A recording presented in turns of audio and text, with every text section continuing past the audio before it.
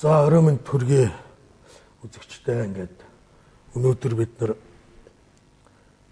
Синик телевизээр Монгол улсад аж үйлдвэрийн парк байгуулах тухай мөн түүний явцын тухай товчхон бас танилцуулах. Өнөөдөр энэ төвшин хэр хэмжээнд явж байгаа, ямар аж үйлдвэрийн парк гэж юу хэлээд байгаа, энэ дотор энэ ямар үйлдвэрүүдийг барих тухай та бүхэнд бас танилцуулах ийм нэвтрүүлэг юм байна. Тэгээд өнөөдөр манай энэ нэвтрүүлэгт Улсын хурлын гишүүн Зандавгийн Инколт мөн Гамбат гэж бас энэ төсөл дээр ажиллаж байгаа Liberty Partner гэж компани захирлаа мөн Монгол банкны эдийн ерөнхийлөгч Зол Жаргал нар оролцож байна. Тэгээд энэ өчигдөр бид нар бол төмөр замын бодлого төрөөс гараад энэ бодлого нь ямар учиртай юм тийм ээ, яаж бүтээгдэхүүнээ үнд оруулах тухай ярьсан байгаа.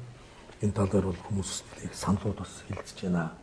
За тэгээд сайшаантын аж үйлдвэрийн талаар өчигдөр мөн цогц дурдаад өнгөрсөн. Энэ үйлдвэрийн тал дээр бол бас нэлээд ажлууд их хурлаас тийм ээ мөн мөрөг хөтлөлтөөр ороод ирсэн маа.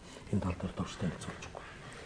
2008 онд хамтарсан засгийн газар гээд байгуулагдсан л да. Тэгээд мөрийн хөтлөөр ер нь засгийн газар их хурл сонгогдоод засгийн газар хамтлаад засгийн газрын хамгийн түрүүнд хийдэг ажил нь мөрийн хөтлөөр нэртэй бичиг баримт байдаг. Тэрүүгээр эх 4 жилд юу их үү гэдэг зорилтоо гаргадаг. Тэгээд тэрэн дотор түүхийд эрдэс түүхийд бол түүхийгээр нь гарахгүй. Зэсийн баяжмал өнөөдөр гаргаж ирнэ, маргааш бол катодын зэс гаргана. Өнөөдөр түүхийг нөөцлөж ирнэ, маргааш кокс гаргана. Төмрийн өдөр кокс хоёроо зөөгөөд байна. Энэ хоёрыг нийлүүлэхээр гам болно. Гэх мэтээр ингээд баахан зорилтоо тавьсан л да. Тэгээд энэ ярьсан зүйлүүд мега төсөл гэж бүр нэр өгсөн байгаа шүү дээ. Тэгээд одоо тэрнээс хойш батлах сайдын яамны хийсэн энэ олон одоо зүйлүүд бол цаасан дээр лав ингээд амилдсан байгаа. Тэгээ энэ мега төслүүдийг хийх мөнгө бол улсад байхгүй. Энийг бол одоо хувийн хвшил хийх ёстой. Хувийн хвшилд улс боломжийг гаргаж өгнө. Татварын хөнгөлөлт үзүүлэх хэрэгтэй бол үзүүлнэ. Ер нь бол үйлдвэржээгүй хэдэн мянган жил мал малсан. Тэгээд энэ чигээрээ байгаад ах уу үйлдвэртсэн улс болоод энэ бол ажлын хүмүүсийн ажилтаа болгоод хөгжлийн өөр шатнд гарах уу гэдэг сонголт байсан шүү дээ. Тэгээд бид бол одоо Эрдэнэтээс өөр үйлдвэргүй. Эрдэнэтийн үйлдвэр бол 25% зэстэй шороо гаргадаг ийм үйлдвэр. Тэгээ одоо хэд 30 жилч болчихоо да. Тэгээ энэ дараагийн одоо чанарын уур шатанд гаргая гэдэг л бодлогын хувьд бол гаргаад өгсөн тийм ээ. Бодлогын хувьд бол 8 онд батлагдсан. 8 онд батлагдсан. Тэгээд одоо хороо гэж байгуулсан. Үндэсний өвчин шинтгэлийн хороо гэж байгуулсан. Яамдуудад бас энэ аж үйлдвэртэй холбоотой функцүүд бас байсан. Тэгэл одоо үр дүнгийн одоо хамтарсан засгаас гарахтаа ярьж үзлээ шүү дээ. Одоо яг юу хийсэн та нар гэдэг. Би нэг хорол дээр асуугаад идэгэн дээр л дээ. Тэгээ үр дүн бол яг хаа цаасан дээр бол байна. Тэгээд одоо яг юу хийхээр бодож исэн гэдгээ өнөөдөр ярих юм байгаа шүү дээ. За ингээд бодлогын хувьд бол улсын хурлаас бол энэ аж үйлдвэрийн парк гэдэг юм байгуул. Энэ бол үндсэндээ бол бид нар юм хийж чадаагүй, юм хийж үзээгүй улс учраас том юм шиг харагдаад байгаа. Зөвхөн одоо бусад хөгжсөн орнуудын хувьд бол жишээ нь Өмнөд Солонгос төгсчл 200 аж үйлдвэрийн парк байдаг тийм ээ. Тэгээ энэ бодлогын баримт бичгийн дагуу үндэсний хөгжлийн хороо бол нэлээд ажил хийх ёстой байсан бол харамсалтай нь бас сансан хэмжээнд бол харин. Тэгээ яг энэ тодорхой хийгдсэн ажлуудаас яг тодорхой томуудын Гамбат товчхон ирээ танилцуулаад өг. За тийм заавал баярлалаа. Тэгэхээр бол яг гол одоо аж үйлдвэрийн парк гэдэг маань одоо яг юу юм бэ? Яг юу байсан бэ гэдгээр би нэг бас нэг товчхон эхлээд хэлдэг. Энэ дээр улсын их хурлын тогтоол төмөр замын бодлогод Саншаандын аж үйлдвэрийн парк барих тухай гарсан.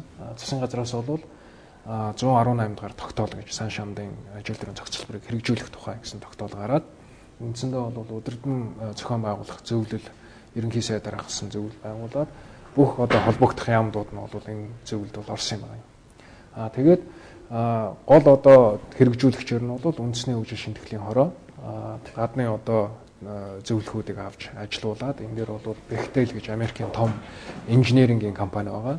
Ингээд хууль эрх зүйн үүднээс бол энэ дотоод гадаадын хөрөнгө оруулалтыг яаж одоо татж оруулах вэ? Ямар одоо эрх зүйн одоо орчин байх ёстой вэ гэдэг үндсэн үүднээс бол Hogan Lovells гэж Америкийн хуулийн компани болсон.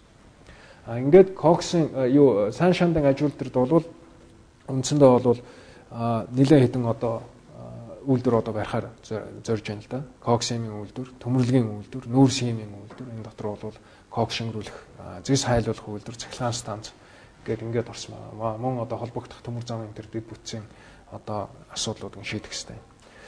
Тэгэхээр бол яг тухайн үүдээ бол яг бусад орнуудын энэ дээр одоо хэрэгжүүлсэн одоо гол жишээнүүд нь юу юм бэ гэхээр бол энэ дээр тавд авч байгаа Жубейлийн ажилтрын хот гэж байна. 1975 оноос эхлээд хөгжсөн орнуудын жишээ. Дандаа иймэрхүү хэлбэрээр хөгждөг үндслэлтэй гэсэн жишгийг багс тийм ээ. Тэгэхээр бол бид нар одоо ердөөсөө шинээр юм хийгээд байгаа юм бишээ. Энэ дээр бол тийм тогтсон бол жишг байна гэж. Жубейл гэж одоо том ажилтрын парк байна. Энэ Саудын Арабид бол энэ байгуулагдсан 75-нд нийтдээ $30 тэрбум бий болсон байгаа. $30 тэрбум хөрөнгө оруулалт хийсэн байгаа. Гол одоо шалтгаан нь болохоор Саудын Араб бол одоо нүүрс газрын тосны ажилтрээс айлуулах төрөлжих одоо зорилгоор одоо нефт хэмжээний үйлдвэр байгуулах, гангийн үйлдвэр байгуулах гэж авсан байна л да. Төрөнтэй ижилхэн Америкт одоо тухайн энэ муужуулсан хөрөнгө оруулалтыг татах үүднээс бас энэ ажилтрын паркийг бий болгож авсан.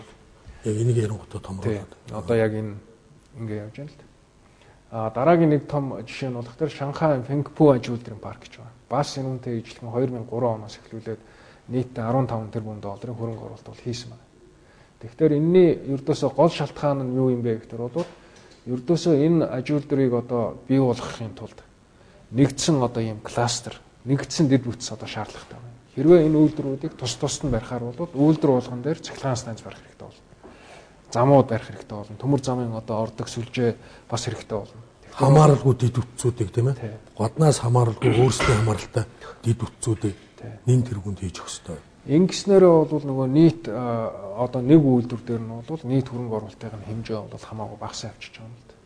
Энэ үүднээс бол кластерын одоо ажилтрыг хөгжүүлэх арга гэж нэлээд их одоо хийсэн байна. Тэгэхээр манай яг энэ ажилтрын Sunshine ажилтрын паркын хувьд бол үндэсний хөгжлийн шинтгэлийн хороо бол одоо саяны дөрөв нэрлсэн зөвлөхүүдээр гол одоо том энэ мастер төлөвлөгөөг нь бол хийж байна.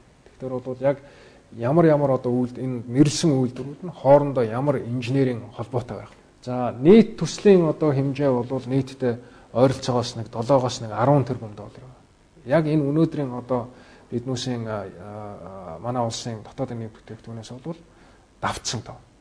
Тэгэхээр эхний очерт бол энэ үйлдвэрүүдийг нэрлээд хэлээд Cox-ын үйлдвэр дээр техник эдийн засгийн үндэслэл нь бол хийгдээд дууссан байгаа. Тэзүүг нь бол Германы ThyssenKrupp компанийн үүдэ гэсэн одоо технологийн компани хийж дуусгасан байгаа 2011 онд. Нийтдээ бол энэ Cox-ын үйлдвэр дээр 1 сая тонн Cox үйлдвэрлэнэ гэж байгаа. Хөрөнгө оруулалтын хэмжээ бол $700 сая Америк доллар гэж байна. Тэгэхээр 1 сая Cox-ч нүүрсийг үйлдвэрлэхийн тулд 1 сая түүхий Cox-ын нүүрс одоо хэрэглэх ёстой. Нүүрс шингэрүүлэхийн хувьд бол бас одоо техник эдийн засгийн үндэслэлүүд нь бол хийгдээд 2010 онд бол тодорхой хэмжээний шинжилтүүд бол хийгдээд ингэсэн байгаа. Нийтдээ жилдээ бол 850 мянган тонн бензин энд үйлдвэрлэх юм байна. Өнөөдөр манай улсын жилийн хэрэглээ хэд вэ? Жилийн хэрэглээ бол ойролцоогоор 1 сая орчим байж байна. Хараат байдлаас л гарах. Тий. Хамгийн гол юм бол. Хамгийн гол нь бол одоо Монгол улсад яг энэ төсөл санаачилж байгаа одоо хувийн хвшлийнхэн бол энэ дээр иймэрхүү л одоо үйл зорилготой явж байна. Монгол улс бол 100% эрчим хүчний хараат байна. Оросын холбооны улсаас. Тэр хэмжээний валют чинь гадагшаа орсохгүй. Тэр хэмжээний яг таны үн зөв. Тэгэхээр хэрвээ Монгол улсын одоо харьцангуй давуу тал нь нөгөө бидний ярьдаг уул уурхай гэдэг. Уул уурхай бол ердөөс дандаа хүнд машин механизм дээр ажиллана. Энэ бүх хүнд машин механизм нь бол бензин дахиад хэрэглэх хэрэгтэй байна. Тэгэхээр одоо энэ тоон дээр хүмүүс их гайхна л да. Юу гэж яана гэхээр ийм их өндөр үнийн дүнтэй юм байгаа юм бол одоо бид нар чинь нийт өрмөг $9.6 тэрбум болцсон тийм ээ. Дахиад ийм хөрөнгө оруулалт болох юм байна гэхээр энэ хөрөнгө оруулалт чинь бол эргээд нөхөгдөх хэлбэрийн хөрөнгө оруулалт шүү дээ.